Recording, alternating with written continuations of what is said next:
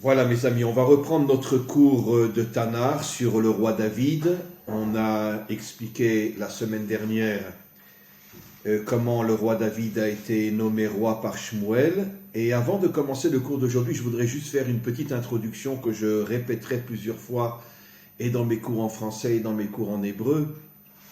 Et écoutez, et figurez-vous que j'ai abandonné WhatsApp et je me suis mis maintenant sur Telegram. Je ne veux pas rentrer trop dans les détails pourquoi j'ai abandonné WhatsApp, mais disons que je me suis rendu compte que Telegram fonctionnait d'une manière beaucoup plus facile et beaucoup plus agréable que WhatsApp.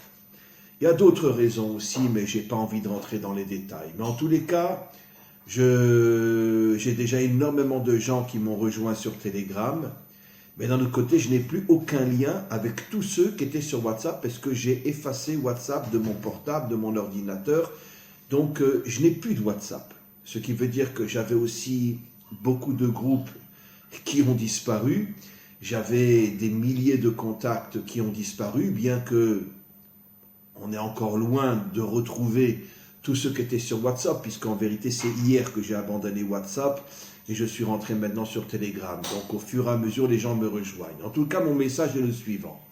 Tous ceux qui veulent avoir un contact avec moi, sachez, je ne suis plus sur WhatsApp. Donc téléchargez l'application Telegram. Envoyez-moi un message comme quoi vous voulez être dans mes contacts. Et je vous mettrai dans mes contacts. Il y a aussi un autre avantage dans WhatsApp, dans Telegram. Par exemple, dans WhatsApp, quand tu fais un groupe, tu ne peux pas avoir un groupe plus de 250 personnes. Sur Telegram, tu peux avoir 200 000 personnes. Donc j'étais éparpillé dans des dizaines de groupes, en français, en hébreu. Je vous dis franchement, j'arrivais plus à suivre le rythme. Surtout avec tous les cours que je donne, avec tous les contacts que j'ai. Et je me suis écroulé. Avec Telegram, c'est beaucoup plus condensé. Je fais un groupe en français, un groupe en hébreu. Je peux aller et dans le groupe en français et dans le groupe en hébreu jusqu'à 200 000 personnes, que je n'atteindrai bien sûr pas. Donc, je n'ai pas besoin de m'éparpiller dans des dizaines de groupes, etc. Et donc, encore une fois, je vous demande à tous ceux qui veulent être en contact avec moi, je ne suis plus dans WhatsApp, passez sur Telegram et nous aurons un contact, croyez-moi, régulier. J'ai déjà créé un groupe en français, comme un groupe en hébreu. J'envoie mes cours dessus, je recommence à écrire des messages. Sur WhatsApp, ça faisait très longtemps que je n'écrivais plus de messages parce que je n'arrivais plus à gérer WhatsApp. Donc, ça me sera beaucoup plus facile de gérer Telegram. J'ai recommencé, encore une fois, à écrire des messages. J'en écrirai un cette semaine sur la paracha. Donc, rejoignez-moi sur WhatsApp. Voilà, rejoignez-moi sur Telegram. Voilà. Donc, on reprend notre texte dans Shmuel. On est dans Shmuel Aleph, le Pérec 16. Et le verset 14. Et on est juste après l'élection du roi David. Veruar Hashem Sara Me'im Shaoul. À partir du moment où David a été nommé roi, le souffle divin qui était sur Shaoul, tant qu'il était roi et tant qu'un autre roi n'avait pas été nommé, ce souffle divin a quitté Shaoul. Ubi atato roi ra'a me'et Hashem. Et comme Shaoul a refusé de quitter son poste de roi, puisque, rappelez-vous, après son refus de se battre et d'exterminer Amalek, le pire ennemi d'Israël et le pire ennemi du monde d'ailleurs, je l'ai déjà expliqué dans d'autres cours, que Amalek ne s'attaque pas seulement à Israël, il s'attaque au monde entier, et aujourd'hui plus que jamais. Il y a une volonté de dominer l'humanité tout entière, et c'est ça Amalek. Et donc, Shaoul n'a pas voulu, on pourrait dire, se retirer de son titre de roi. Il a voulu rester roi.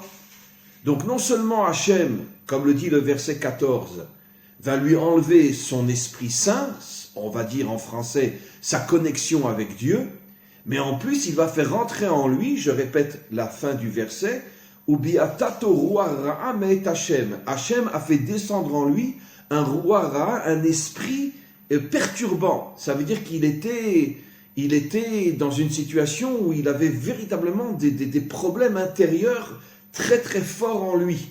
Et ça venait d'Hachem. Hachem a fait rentrer en lui un esprit qui le perturbait, qui le troublait énormément. et tout ça dans le but de le précipiter à quitter son rôle de roi, parce qu'un roi a besoin d'avoir toute sa conscience, toute sa force, toute sa puissance, toute son intelligence, toute sa sagesse, et à partir du moment où il est constamment troublé par cet esprit négatif qui est rentré en lui, c'est sûr que ça va le précipiter, comme on va le voir, il va très vite abandonner la royauté. Et donc, les serviteurs de Shaoul ont vu qu'il était extrêmement perturbé. Vayomru avde Shaoul elav, tous ses serviteurs sont venus et ont dit à Shaoul, Inena roi Elohim ra mi ba'atetra, on est conscient que tu as un esprit négatif en toi qui n'arrête pas de te perturber. Qu'est-ce qui se passe? Yomarna adonenu avadecha lefanecha, est-ce que tu es d'accord, roi d'Israël? Yevakshu ish yodea menagen, on va essayer de chercher un homme qui est un extrêmement bon joueur de musique. Bechinor, à l'époque on jouait de l'harpe. Ve'aya beyot alecha roi Elohim ra'a venigen beyado vetov lach. Et nous savons que toute cette perturbation qu'il y a en toi, si on fait venir un musicien qui joue extrêmement bien de l'harpe, ça va être bien sûr David, ça te calmera, ça te réconfortera, et peut-être que cet esprit négatif partira de toi. Vayomer Shaoul el Avadav, Shaoul était très content de ce qu'il entend de ses serviteurs, et il leur dit, Raounali ish metav lenagen vaviotem elai, mais vous avez parfaitement raison, trouvez-moi un homme qui est un excellent joueur et amenez-le-moi. Vaya'an echad me'aneharim, et parmi ses serviteurs, il y en avait un, Vayomer ine raiti ben le-Yishai, en vérité, comme on va le voir, cet homme-là, c'est en vérité Doeg à Édomi. Et je vais expliquer le nom Doeg à Édomi, quelque chose de fabuleux. Mais d'abord, je termine le verset. Un de ses serviteurs s'adresse à Shaoul et lui dit, tu sais, j'ai vu dans la famille de Yishai, à Bethléem, j'ai vu un homme, c'est David bien sûr, Yodéa Nagen, qui est un homme extraordinaire dans la musique, Vegibor, mais en plus c'est un homme extrêmement fort, un véritable guerrier, Gibor Chayil, un véritable guerrier, Veishmil Chama, un homme qui est prêt à s'engager dans toutes les guerres pour défendre Israël, ou Navon, un homme d'une grande sagesse, Veish Toar, un homme extrêmement beau, Ve'Hashem Imo, et Hachem est tout le temps avec lui. Nos maîtres nous disent que toute l'intention de Doeg était d'allumer la jalousie dans Shaoul, parce que Shaoul savait très bien qu'il avait été destitué de son titre de roi, mais lui ne voulait pas le quitter. Et Doeg, qui était le pire ennemi de David, comme on va le voir, a parlé de David d'une manière qui était tellement, on pourrait dire, tellement extraordinaire, un grand joueur, un homme fort, un véritable guerrier, et Hachem est tout le temps avec lui. Hachem est tout le temps avec lui, mais il n'est plus avec moi. Et tout ça pour faire rentrer dans Shaoul l'idée que peut-être c'est David qui va le remplacer. Et c'est exactement l'intention de Doeg, qui était un des serviteurs de Shaoul, de dresser Shaoul contre David. Et c'est ce qui va se passer malheureusement. Shaoul va devenir le pire ennemi de David, parce que Shaoul va commencer à comprendre que peut-être c'est David qui va le remplacer. Et tout ça vient de Doeg. Alors regardez quelque chose d'extraordinaire. Vous vous rappelez que quand Shmuel a vu David, il était tout rouquin, et il l'a pris pour Esav. Il était Admoni. Et regardez comment s'appelle ce serviteur, Doeg à Admoni. Lui aussi, il est rouquin. Et regardez le mot Doeg, c'est la même valeur numérique que le mot David. Un Dalet, donc la première lettre du mot David. Après, il y a un Vav, un Aleph et un Gimel. Alors, Vav et Aleph, ça fait 7. Gimel, ça fait 10. Si tu divises le 10 en deux lettres, un Vav et un Dalet, ça fait 10. Vav, c'est 6, Dalet, c'est 4. Ça fait David. Ça veut dire qu'on voit que Doeg à Édomi est exactement le même personnage que David à Édomi. David le rouquin, Doeg le rouquin, et Doeg a pour valeur numérique David. Qu'est-ce qu'on comprend de là? On comprend de là que généralement, les pires ennemis d'un homme sont ceux qui te ressemblent le plus. Ça veut dire ceux qui sont dans le même domaine que toi. Ça veut dire que si tu es un commerçant, et que tu réussis, tes ennemis seront des commerçants, ça ne va pas être des médecins ou des avocats. Si tu es un rave et que tu réussis, tes pires ennemis seront des rabbanim. N'oublions pas que nos maîtres nous révèlent que la destruction du deuxième temple est venue à cause de sinatrinam, à cause de la haine gratuite. Et nos maîtres nous expliquent la haine gratuite entre les maîtres de la Torah. Pas les vrais maîtres de la Torah qu'on pouvait compter sur les 5 doigts de la main, mais l'ensemble du monde rabbinique, etc., qui se détestaient les uns les autres. Et d'ailleurs, le Talmud raconte des histoires à ce sujet-là. Ce qui veut dire qu'en vérité, qu'est-ce que la Torah veut nous faire comprendre? Tes pires ennemis, c'est ceux qui te ressemblent et qui ont la même fonction que toi.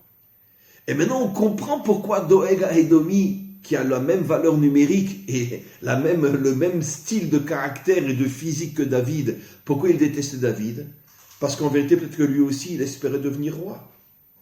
Exactement comme Hachem, il a choisi David, il avait un concurrent qui porte le même nom que lui au niveau de la valeur numérique, qui est rouquin comme lui, et qui peut-être espérait lui aussi devenir roi. Maintenant, regardez ce que le Hari Akadosh nous révèle.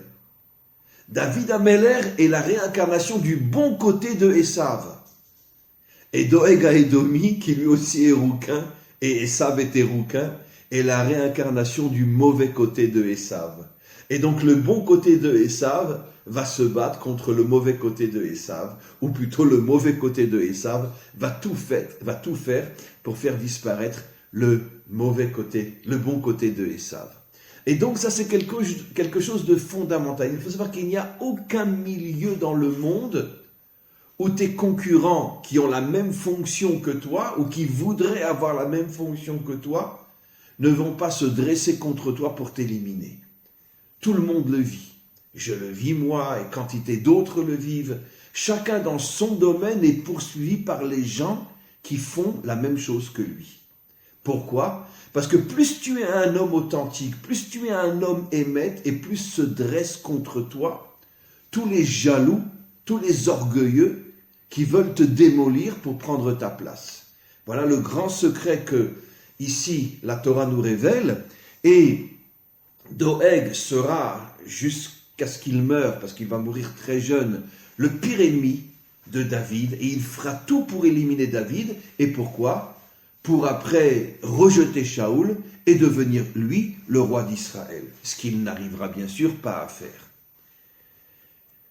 Et donc, Shaoul entend les propos de Doeg, et il dit, « Vaishlach Shaoul Malachim » il a envoyé des messagers, « El Yishai, chez Yishai, à Bethléem » Vayomer, il lui a dit, « Shilcha Elayet David, envoie-moi David bincha ton fils, Asher Batson, j'ai entendu que c'était un berger, je veux qu'il quitte son travail, j'en ai besoin, je veux qu'il joue devant moi de la musique. » Bon, Yishai savait déjà que son propre fils avait été nommé roi.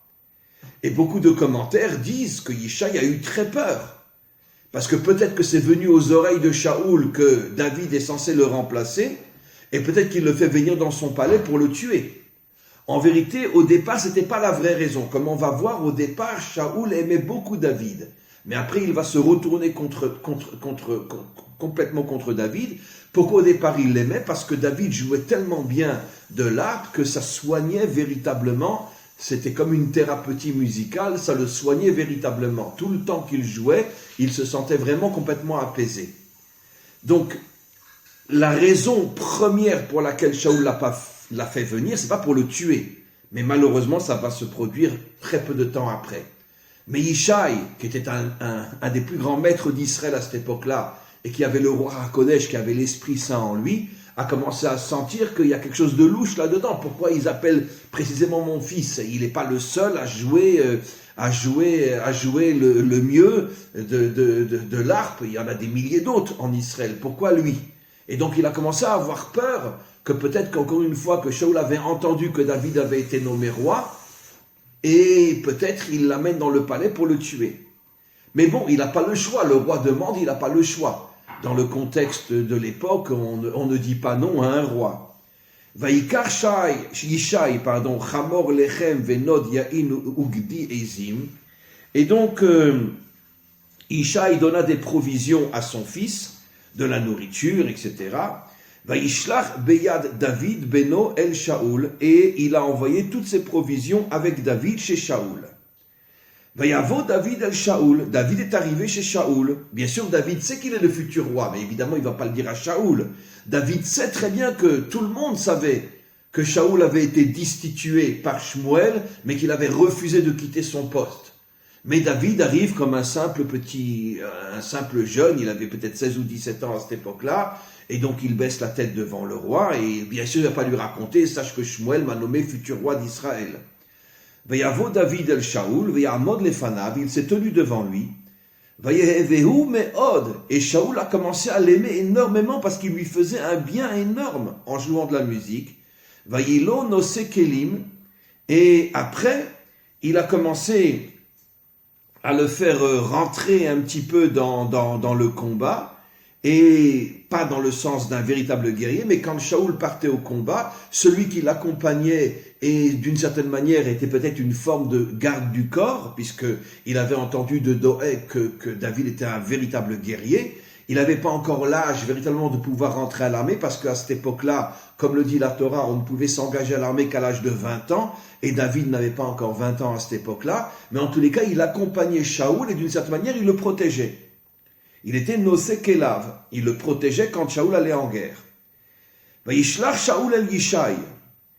Et quand Shaoul s'est rendu compte à quel point il aimait David, au départ, bien sûr, ça va malheureusement pas continuer, il a envoyé des messagers chez Yishai et lui a dit, Ya'amonna David lefanai. Il a dit, je veux que David reste maintenant tout le temps devant moi, qui matzachen beinai, parce que je trouve que c'est un homme extraordinaire.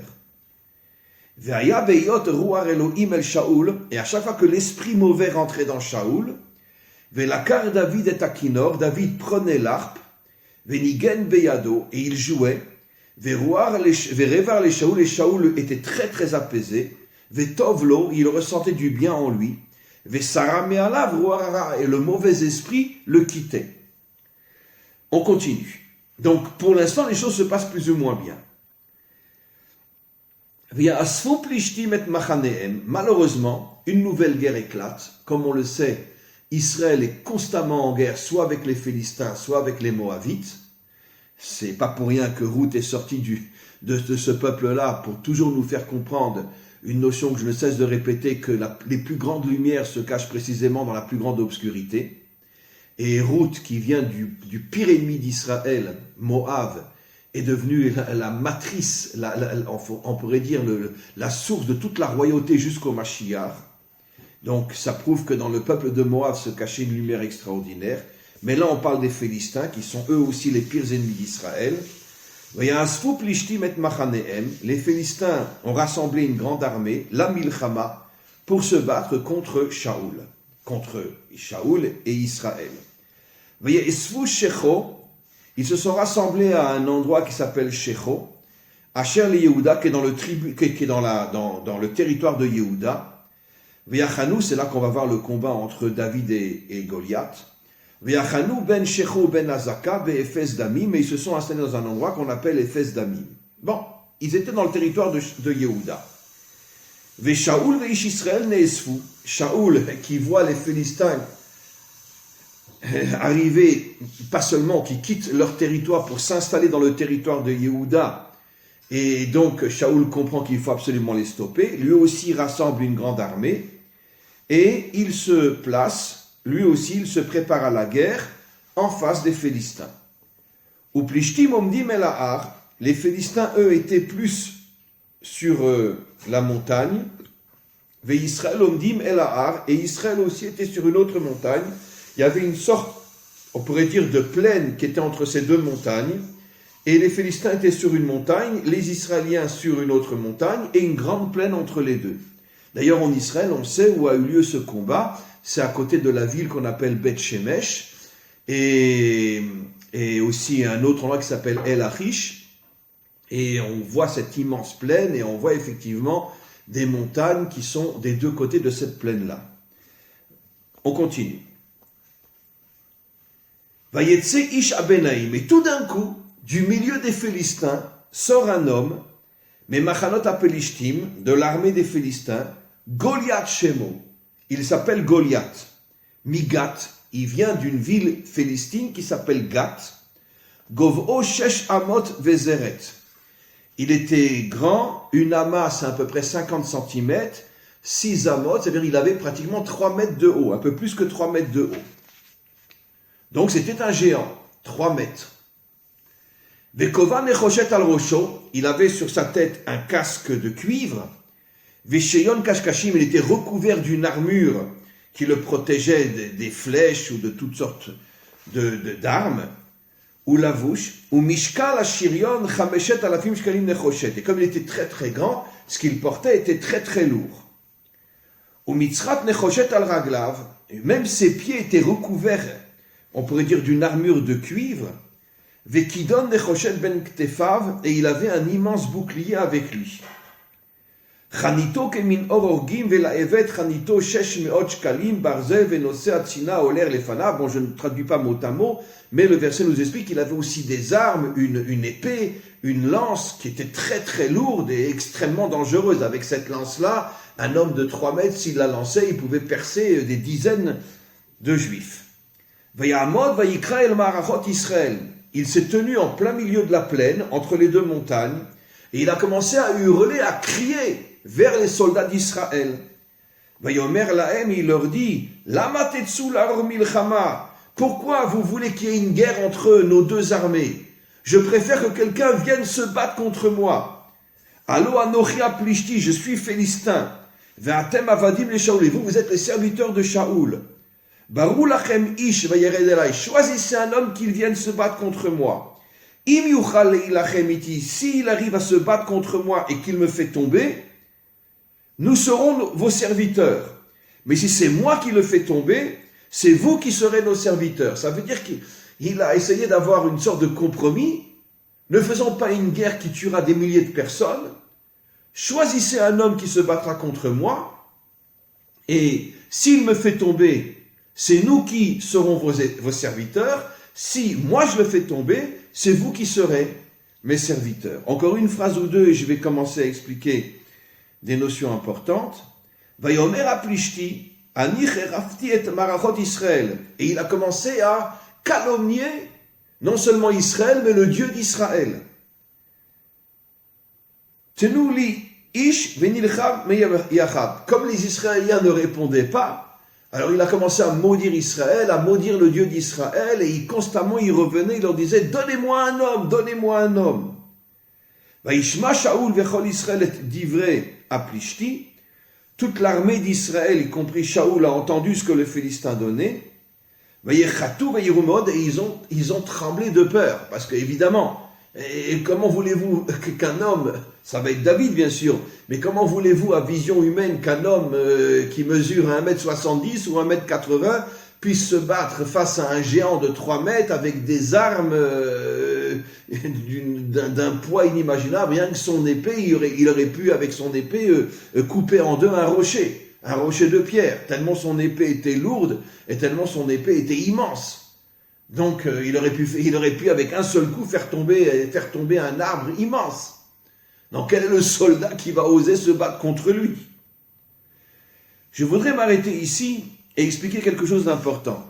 Vous savez que notre tradition rapporte, si je parle de nos commentaires, qui sont, on pourrait dire, les décrypteurs de la vraie Torah, et qui savent décoder les codes et rentrer dans l'intérieur caché de la Torah, nos maîtres nous expliquent que vous vous rappelez qu'en vérité, Ruth avait avec elle, quand Avimelech a quitté avec sa femme et ses 2 fils, a quitté Israël, il a fait une très grave faute, parce que c'était un homme riche, il y avait une famine en Israël, et il a senti que s'il se met à nourrir tout Israël, il va perdre toute sa fortune. Eh bien, il a agi comme un milliardaire, ça veut dire et moi, et les pauvres crevaient tous. Il a quitté Israël et il est parti se réfugier à Moab. Et comme ses fils étaient des gens très riches et très beaux, eh ben, les 2 princesses, Ruth, qui était la fille du roi de Moab, et une autre princesse, si je ne me trompe pas, c'était même la sœur de Ruth, ont vu cette famille-là, elles sont tombées amoureuses de ces fils-là, et elles se sont mariées avec ses fils. Et malheureusement, ou heureusement, pourquoi je ne sais pas si malheureusement, je dis heureusement, après tout pas malheureusement, comme c'était une famille d'une certaine manière corrompue, sauf la mère qui va faire une teshuva inimaginable, la mère de Avimelech, qui a compris combien son mari, elle n'avait pas le choix, parce qu'à cette époque-là, une femme ne va pas aller contre son mari, à cette époque-là, je dis bien. Et donc, le mari décide de partir, elle a suivi son mari, et ses enfants aussi. Mais Dieu va les punir, le père et les 2 enfants vont mourir. Et donc, ils vont être punis par Dieu, pour avoir abandonné leur peuple, et avoir préféré rester riches, plutôt que de nourrir des milliers de pauvres qu'ils auraient pu nourrir, pendant cette période de famine. Et donc, Ruth et sa sœur se retrouvent sans mari. Et la mère, qui a compris l'erreur inimaginable qu'avait fait son mari, décide de retourner en Israël. Mais ils n'ont pratiquement plus rien, parce que, bon, ils ont dépensé beaucoup d'argent, ils ont vécu des années dans le pays de Moab, sans travail, sans rien, ils ne vivaient que des réserves qu'ils avaient amenées avec eux. Et à ce moment-là, Ruth, comme on le sait dans le livre de Ruth, dit à Naomi, elle s'appelait, « Moi je te suis, où tu iras j'irai, je veux me convertir, je veux devenir juive, et je suis prêt à vivre dans la pauvreté la plus terrible, bien que je suis la fille d'un roi, mais je veux devenir juive. J'ai vécu avec ton fils, j'ai vécu avec toi, j'ai vu ce que c'est la grandeur d'Israël, malgré le fait que vous avez malgré tout fauté, mais j'ai vu en vous ce qu'est Israël, je comprends combien mon père et combien mon peuple m'a menti, en toujours étant votre ennemi, et je veux maintenant venir avec toi. » Par contre, l'autre sœur a embrassé sa belle-mère, mais elle a dit « Moi, je viens pas. Je viens pas. » Elle n'avait pas envie de se convertir. Mais, chose absolument incroyable, au lieu de retourner et de redevenir la princesse de Moab, vous vous rendez compte ce qu'elle a fait? Elle a quitté Moab et elle est partie s'installer chez les Philistins. Ça veut dire qu'au fond d'elle, c'était une vraie Moabite. Malgré le fait qu'elle avait épousé un juif, elle avait épousé uniquement parce qu'il était riche et parce qu'il était beau. Donc pour avoir de l'argent et pour s'amuser. Mais dans son fond intérieur, elle avait une haine farouche à l'égard d'Israël. Et donc quand finalement elle a dû se séparer de sa belle-mère, sa haine qu'elle avait en elle, peut-être aussi sa colère que son mari était mort, sa haine qu'elle avait en elle, l'a poussée à vouloir s'associer au pire ennemi d'Israël, les Philistins. Et donc Ruth est partie avec sa belle-mère en Israël et elle est partie chez les Philistins.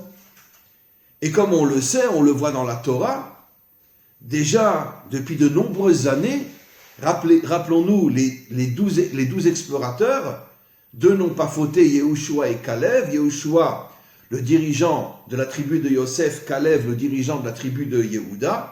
Caleb est parti à Hebron et là-bas la Torah nous dit clairement, il y avait des géants déjà à cette époque-là. Et donc, elle est partie chez les Philistins, un géant l'a vue, et il l'a prise de force, il l'a violée, elle s'est fait violer même par plusieurs géants, et puis elle a mis au monde des géants. Et Goliath était le fils de la sœur de Ruth. Goliath était le fils de la sœur de Ruth. Le fils ou le petit-fils, quand je dis fils, je parle d'un descendant proche, fils ou petit-fils, ou arrière-petit-fils peut-être, excusez-moi quand j'ai dit fils. Mais parce que bon, dans la Torah, le petit-fils et l'arrière-petit-fils sont appelés aussi fils. Donc, elle a mis au monde Goliath. Ce qui veut dire que Goliath va se battre contre David. David est le petit-fils de Ruth, Goliath très certainement est le petit-fils de la sœur de Ruth.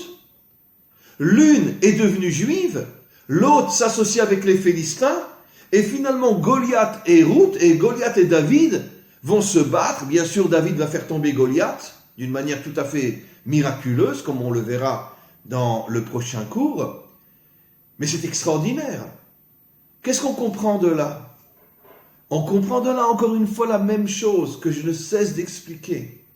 Là où se trouve une lumière inimaginable, Ruth, se trouve une obscurité et une haine inimaginable, sa sœur. Sa sœur part pour renforcer les Philistins, elle va mettre au monde Goliath, et Ruth va mettre au monde David. Ce qui veut dire qu'on arrive toujours à la même notion. Comme j'expliquais avec Doeg à Édomi, qui, la valeur numérique de Doeg, David, il est rouquin comme David, et il haït David. De même, deux petits-fils de deux sœurs vont se battre l'un contre l'autre. Mais regardez dans la Torah elle-même, Caïn et Avel étaient deux frères. Regardez, Esav et Yaakov étaient deux frères jumeaux. Regardez, Yehuda et Yosef, Yehuda avant Yosef, deux frères du même père. Qu'est-ce que la Torah veut nous faire comprendre? Les pires ennemis sont souvent ceux qui sont les plus proches. Je vais vous donner un autre exemple terrible. Comment s'appellent les Juifs, on pourrait dire, qui n'ont pas vécu dans le milieu musulman? Des Ashkénazim. Comment s'appelle en hébreu biblique l'Allemagne? Ashkénaz. Et tous les Juifs qui vivent dans l'Europe du Nord, la France et surtout les pays de l'Est, s'appellent des Ashkénazim, du nom de l'Allemagne.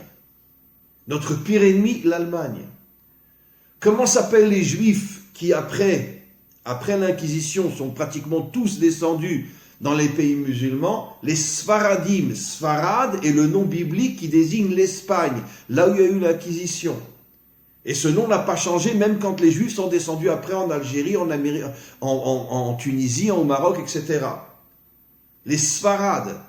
Les deux pays qui se sont battus le plus contre Israël et les ont plus exterminés, l'Allemagne et l'Espagne, les Juifs s'appellent soit Ashkénaz du nom de l'Allemagne, soit Sfarad du nom de l'Inquisition. Et comment vous comprenez une chose pareille? Je vous dis franchement, j'arrive pas à comprendre comment un Juif ose dire je suis Ashkénaz. Ah oui, t'es Ashkénaz, t'es un nazi? Ben oui, t'es un nazi puisque Ashkénaz veut dire l'Allemagne. Mais comment tu oses te dire que tu es Ashkénaz? Comment tu oses dire que tu es Sfarad?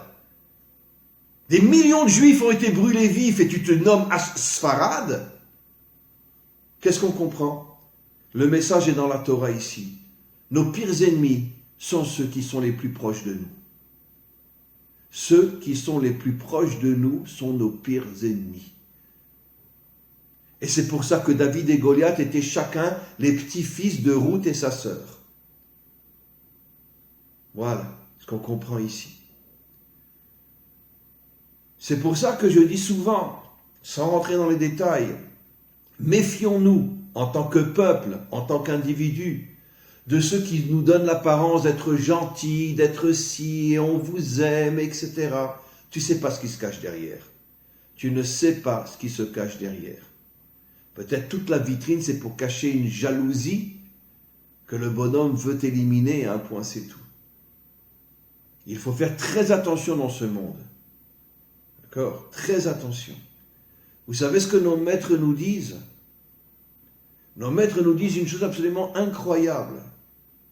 Mieux vaut les reproches d'un ami que les louanges d'un ennemi. Mieux vaut les reproches d'un ami que les louanges d'un ennemi.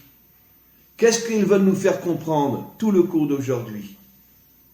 L'ennemi, il se cache. Ah, tu es bien, tu es, waouh! Pour mieux s'approcher de toi et te planter un couteau dans le dos. L'ami véritable, c'est celui qui a le courage de te dire non, je ne suis pas d'accord avec toi. Non, tu t'es mal comporté. Non, ce n'est pas bien. Je suis ton ami, je veux t'aider, donc je veux te faire comprendre que tu ne t'es pas bien comporté. Mieux vaut les reproches d'un ami que les louanges d'un ennemi. Voilà mes amis, on s'arrête pour aujourd'hui. N'oubliez pas, je le répète, j'ai complètement abandonné, je n'ai plus aucun lien avec WhatsApp, je suis sur Telegram, je vous invite à me rejoindre sur Telegram.